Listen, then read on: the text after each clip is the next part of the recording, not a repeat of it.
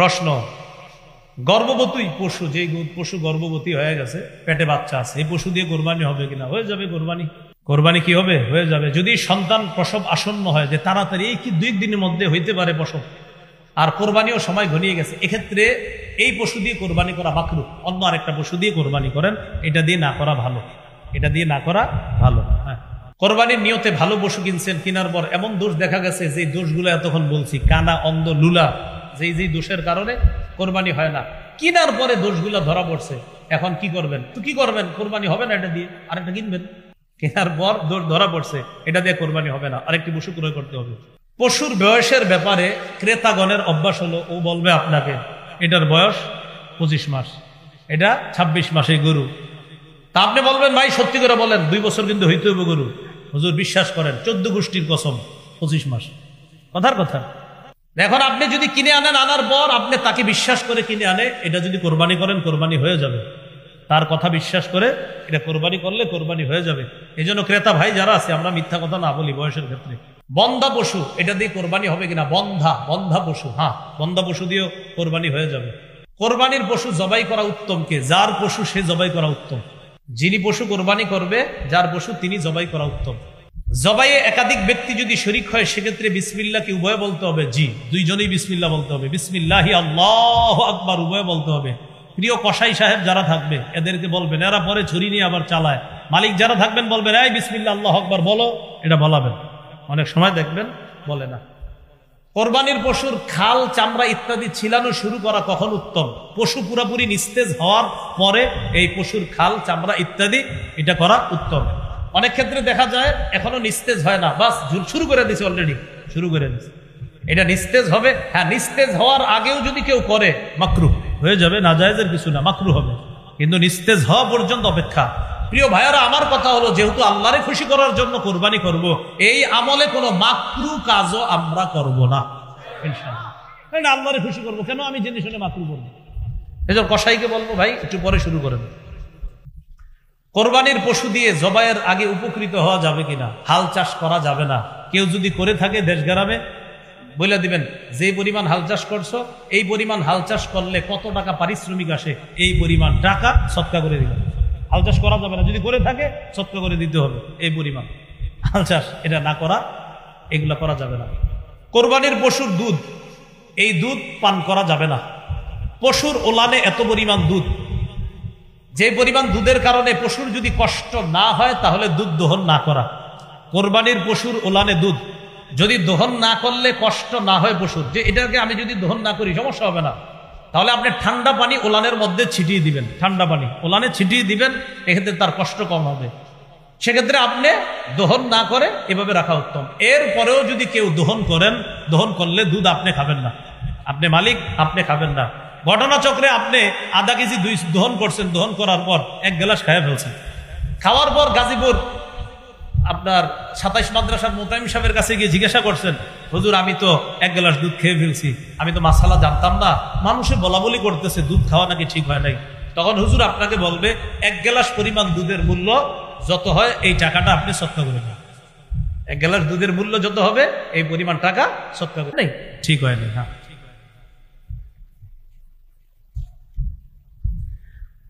শরীক কয়েকজন মিলে কোরবানি করলে, কোন শরীকের যদি মৃত্যু হয়, সেক্ষেত্রে কি করণীয়? মন দিয়ে বুঝেন। 3 জন কোরবানি করবে, 50, 50, 50, কত হলো? 1.5 লাখ। একজন শরীক মারা গেছে, তাহলে কয় হাজারওয়ালা শরীক মারা গেছে? 50,000। ওয়ারিশরা যদি বলে কোনো সমস্যা নেই, কোরবানি করেন, ওয়ারিশরা যদি বলে সমস্যা নেই, কোরবানি করেন, তো করে ফেলবে, সমস্যা নেই।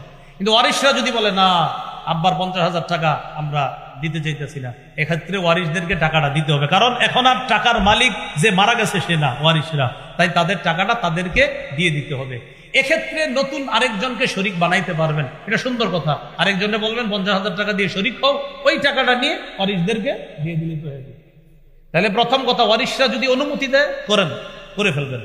অনুমতি যদি না দেয়, করা যাবে না, 50,000 টাকা ফিরিয়ে দিতে হবে।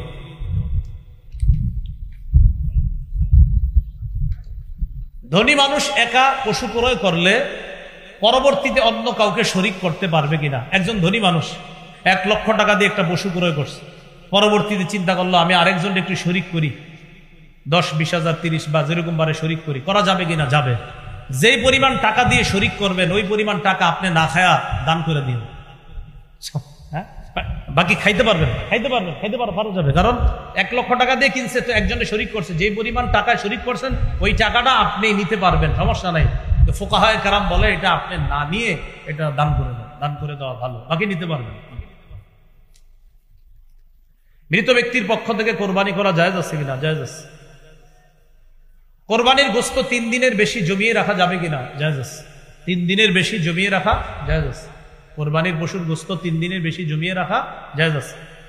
কোরবানির গোশতের 1/3 গরিব মিসকিনকে, 1/3 আত্মীয় স্বজনদেরকে, আর 1/3 নিজে রাখা, এটা কি ওয়াজিব না উত্তম? এটা উত্তম। বলেন এটা কি? 1/3 গরিবকে দেওয়া উত্তম, 1/3 আত্মীয় স্বজনকে দেওয়া উত্তম। এটা ওয়াজিব না, এটা উত্তম। কেউ যদি না দেয় তাকে নিন্দা তিরস্কার করা যাবে না। বাকি এক্ষেত্রে আপনাদের উদ্দেশ্যে পরামর্শ হলো কৃপণতা না করে দিয়েন।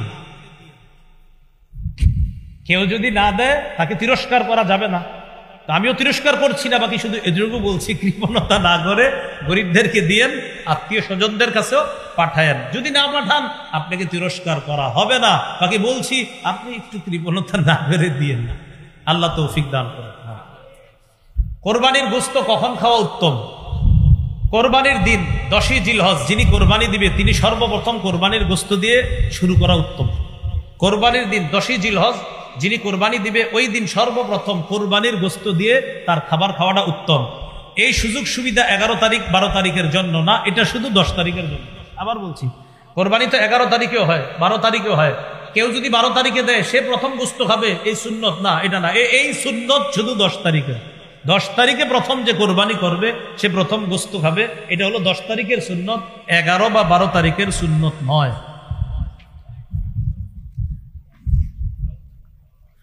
কোরবানির গোশত, চর্বি ইত্যাদি বিক্রি করা যাবে কিনা? অনেকে গোশত ইত্যাদির চর্বিটা বিক্রি করে দেয়। গোশত বিক্রি করা যাবে না, চর্বিটা বিক্রি করা। নাউজুবিল্লাহ বলেন। চর্বি বিক্রি করা যাবে না, গোশত বিক্রি করা যাবে না। কোরবানির চর্বি বিক্রি করা যাবে না, গোশত বিক্রি করা যাবে না। কোরবানির চামড়াটাও বিক্রি না করে মাদ্রাসায় দিয়ে দেন, এতিমদেরকে দিয়ে দেন, অসহায়দেরকে দিয়ে দিবেন। বলেন ইনশাআল্লাহ। কোরবানির পশুর চামড়াটা এটাও বিক্রি করবেন না, এটা দিয়ে দেন, মাদ্রাসাওয়ালাদের কাজে লাগবে, এতিমদের কাজে লাগবে। এক্ষেত্রে একটা কথা, আপনারা অনেক সময় এমন মানসিকতা রাখেন যে ছাত্ররা কোরবানির দিন এখানে দেখেন, অনেক কোটিপতির সন্তানরাও কোরবানির দিন মাদ্রাসায় থাইকা কাজ করে। কোটিপতির সন্তান, তা আপনি কেন মাথায় নেন না? কোটিপতির সন্তানের কি দরকার কোরবানির দিন মাদ্রাসায় থাকা? সেও ইখলাসের সাথে থাকে। কেন? তার অসহায় গরিব ভাইয়েরা আছে মাদ্রাসায়, তাদেরকে খেদমত করার জন্য ওই কোটিপতির সন্তানও কোরবানির দিন মাদ্রাসার জন্য কাজ করে। তো এই জন্য আপনারা এটা মাথায় নিয়েন না যে এই পোলাপানগুলা কোরবানির দিন যারা কাজ করে মন থেকে করে। আপনি খোঁজ নিয়ে দেখবেন অনেক সন্তান আছে তার বাবার 30টা 40টা দোকান আছে, যার বাবা 400-500 মণ ধান পায়। সে কেন আছে? সে মহব্বতে আছে, ইখলাসের সাথে আছে, তার দ্বারা মাদ্রাসার কাজ হবে এই জন্য সে আছে, নাহলে তো তার এটা থাকা দরকার না এরকম। তো এই জন্য এটা মাথায় রাখবেন, এটা সত্যিকার অর্থেই এতিমদেরকে তাদের পিছনে খরচ করা হয়। এই জন্য চামড়াটা আপনারা বিক্রি না করে মাদ্রাসায় পৌঁছে দিবেন। আশেপাশের মাদ্রাসার হয়তো পোস্টার অলরেডি আপনাদের বাসার আশেপাশে চলে গেছে, তো আপনার নিকটস্থ মাদ্রাসা যেখানে আছে সেখানে আপনি দিন। তো আমি বলছি আপনি যেখানেই দেন চামড়াটা দিয়ে দেওয়ার চেষ্টা করবেন। বলি ইনশাআল্লাহ, সবাই বলি ইনশাআল্লাহ। কোরবানি যারা পশুটা আপনার কিনে এরা সব ঠিক করে, খালি চামড়ার ক্ষেত্রে গিয়ে এমন করে, ভাই 1.5-2 লাখ টাকা দিয়ে পশুটা কিনলেন, শেষে কেন এমন করেন? চামড়ার ব্যাপারে এই আপনার সামান্য একটা অংশে গিয়ে এমন এমন আপনার আচরণ করেন যে আচরণগুলো আসলে ইসলাম সম্মত আচরণ না, এগুলো আমরা করব না। আল্লাহ তৌফিক দান করেন। কোরবানির পশু যিনি জবাই করবে তাকে জবাইয়ের পারিশ্রমিক দিবেন কিনা? দিবেনই। জবাইয়ের পারিশ্রমিক দিবেন, আপনি জবাইয়ের পারিশ্রমিকটা দিবেন। আমার বয়ান শুনে অনেকে হয়তো কমেন্ট করতে পারে যে হ্যাঁ মনে হয় এর জন্য কইছে। আমি আমার জিন্দিগিতে 2টা পশু ক্রয় করছি, মাত্র জবাই করছি, জিন্দিগিতে 2টা পশু। তার মানে আমি আমার জন্য বলছি না, এটা অধিকার, এটা সঠিক কথা, তাই বলছি। কোরবানির পশু যিনি জবাই করবে তাকে পারিশ্রমিক দিবেন, এটা হাতের কষ্ট, এটা জবাই করা অনেক কষ্টের ব্যাপার। এই জন্য যারা জবাই করবে তাদেরকে দিবেন। আর জবাই করার পরে আপনার একদম ছোট্ট একটা নোট ওঠে, ছোট্ট 1.5-2 লাখ টাকার গরু আপনার কোনো মতে হুজুর জবাই করছে যিনি কষ্ট করে, আরে আস্তে একটা নতুন 200 এটা তো আপনার শরম করা উচিত ভাই, সত্যি বলছি। হ্যাঁ, আপনার শরম লজ্জা থাকা উচিত, এটা শরম লজ্জা থাকা উচিত। এটা আমি ওই যুগের কথা বলছি যে যুগে আমার বেতন ছিল 5,000 টাকা। ওই যুগে আমরা যে কোরবানি দিছি, ওই কোরবানি যিনি দিয়েছেন প্রায় 10 বছর 8 বছর আগের কথা, তাদেরকে আপনার ওই 100-200 দিনই।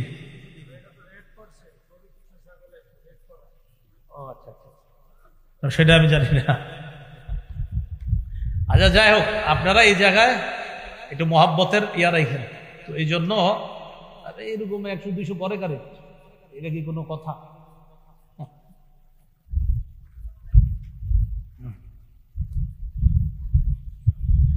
এক পশু অন্য পশুর সামনে জবাই করা এটা ঠিক না।